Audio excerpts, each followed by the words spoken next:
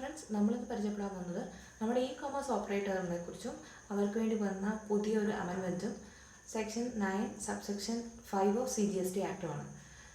E-commerce operator എന്താണെന്ന് വെച്ച് കഴിഞ്ഞാൽ നമ്മുടെ Amazon, Flipkart, Swiggy, Zomato, Make My Trip അതുപോലുള്ള സർവീസസ് ഓൺലൈനായിട്ട് നൽകുന്ന പ്ലാറ്റ്ഫോംസിനാണ് ഇ-കൊമേഴ്സ് ഓപ്പറേറ്റേഴ്സ് എന്ന് പറയുന്നത്. ആദ്യമൊക്കെ സർവീസ് പ്രൊവൈഡർ ആയിരുന്നു നമ്മൾ GST അടയ്ക്കാനായിട്ട്. നമ്മളൊരു ക്ലയൻറ്റിന് സർവീസ് കൊടുക്കുകയാണെങ്കിൽ ആ ക്ലയൻറ്റിൻ്റെ നിന്ന് നമ്മൾ GST കളക്ട് ചെയ്യേണ്ടത് നമ്മുടെ സർവീസ് പ്രൊവൈഡറിൻ്റെ ലയബിലിറ്റി ആയിരുന്നു. അതായത് ഒരു റെസ്റ്റോറൻറ്റിൽ നമ്മൾ ഫുഡ് മേടിച്ച് കഴിഞ്ഞാൽ നമ്മുടെ കയ്യിൽ നിന്ന് ടാക്സ് കളക്ട് ചെയ്യേണ്ടത് സർവീസ് പ്രൊവൈഡർ, അതായത് റെസ്റ്റോറൻറ്റിൻ്റെ കടമയായിരുന്നു നമ്മുടെ കയ്യിൽ ടാക്സ് കളക്ട് ചെയ്യുക എന്നുള്ളത്. January 1, 2022 സെക്ഷൻ 9 സബ്സെക്ഷൻ നോട്ടിഫൈ ചെയ്തു. ECO ആണ് ഇനി മുതൽ ലയബിലിറ്റി കളക്ട് ചെയ്യേണ്ടതെന്നുള്ളത്.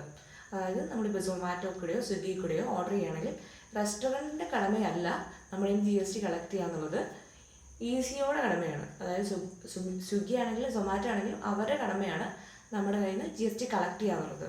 അപ്പോൾ ഈ സെക്ഷൻ 9 സബ്സെക്ഷനിൽ സ്പെസിഫിക്കലി ഐറ്റംസ് പറയുന്നുണ്ട്.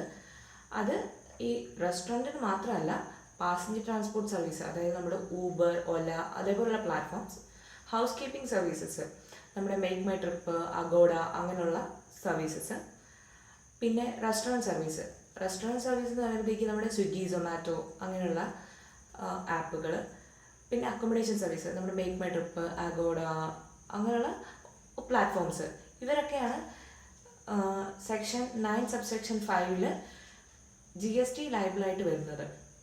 അപ്പോൾ ഇവരെന്താ ചെയ്യേണ്ടതെന്ന് വെച്ച് കഴിഞ്ഞാൽ TCS കളക്ട് ചെയ്തിട്ട് GSTR8 എന്ന് പറഞ്ഞിട്ടുള്ള റിട്ടേൺ ഫയൽ ചെയ്യണം. അത് കളക്ട് ചെയ്യേണ്ടത് നമ്മുടെ ടാക്സബിൾ വാല്യൂവിൻ്റെ നെറ്റ് വാല്യൂവിൻ്റെ അകത്താണ്. നമ്മുടെ സെക്ഷൻ 9 സബ്സെക്ഷൻ പ്രകാരം ECO ആണ് സപ്ലയർ ഓഫ് ദി സർവീസ് ആയിട്ട് GST ആക്ട് ട്രീറ്റ് ചെയ്യുന്നത്. അപ്പോൾ ഒരു ചോദ്യം വരും, അപ്പോൾ നമ്മുടെ ഈ റെസ്റ്റോറൻറ്റോ അല്ലെങ്കിൽ ഹോട്ടലോ അവർക്കൊക്കെ GST രജിസ്ട്രേഷൻ മാൻഡേറ്ററി ആണോ അതെയോ വോളണ്ടറി ആണോ എന്ന്. നമ്മുടെ ആക്ച്വൽ സപ്ലയർ, അതായത് റെസ്റ്റോറൻറ്റോ ഹോട്ടലോ അങ്ങനെയുള്ളവർക്കൊക്കെ രജിസ്ട്രേഷൻ വോളണ്ടറി ആണ്, പക്ഷേ ECOയ്ക്ക് മാൻഡേറ്ററി ആണ്. നമുക്ക് എല്ലാവർക്കും അറിയാവുന്ന ഒരു കാര്യമുണ്ട്, ഗുഡ്സിൻ്റെയും സർവീസസിനും ഓരോ ത്രഷോൾഡ് ലിമിറ്റ് GST തന്നിട്ടുണ്ട്. അത് ക്രോസ് ചെയ്താൽ മാത്രമേ നമുക്ക് GST എടുക്കേണ്ട ആവശ്യമുള്ളൂ, എക്സെപ്റ്റ് കോമ്പോസിഷൻ സ്കീം.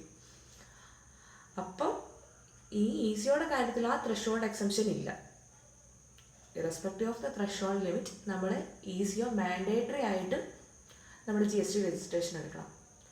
അപ്പോൾ ഇത് എത്ര പെർസെൻറ്റേജിലാണ് ECO കളക്ട് ചെയ്യേണ്ടത് എന്നൊരു ചോദ്യം വരുന്നുണ്ട്. 5% റേറ്റ് വരുന്നത്. നെക്സ്റ്റ് വരുന്നത് ECOയ്ക്ക് ഇൻപുട്ട് എടുക്കാൻ പറ്റുമോ എന്നുള്ളതാണ്. ഇൻപുട്ട് എടുക്കാൻ പറ്റില്ല. ഇനി എന്തെങ്കിലും കാര്യം നമ്മൾ ശ്രദ്ധിക്കണമെന്ന് വെച്ച് കഴിഞ്ഞാൽ, നമുക്ക് ഈ കിട്ടുന്ന ഇൻവോയ്സ് നമ്മുടെ റെസ്റ്റോറൻറ്റ് അല്ലെങ്കിൽ നമ്മളൊരു ഹോട്ടലിൽ താമസിക്കുകയാണ്, ആ ഹോട്ടലാണോ തരേണ്ടത് അതെയോ നമ്മുടെ ECO ആണ് തരേണ്ടത് എന്നുള്ളതാണ്. നമ്മുടെ ECO ആണ് നമുക്ക് ഇൻവോയ്സ് പ്രൊവൈഡ് ചെയ്യേണ്ടത്. ഇത്രയൊക്കെ കാര്യങ്ങളാണ് ബ്രീഫായിട്ട് സെക്ഷൻ 9 സബ്സെക്ഷൻ 5 നമുക്ക് ഡിസ്കസ് ചെയ്യാനുള്ളത്. നാളെ നെക്സ്റ്റ് ടോപ്പിക്കായിട്ട് കാണാം. Till then bye.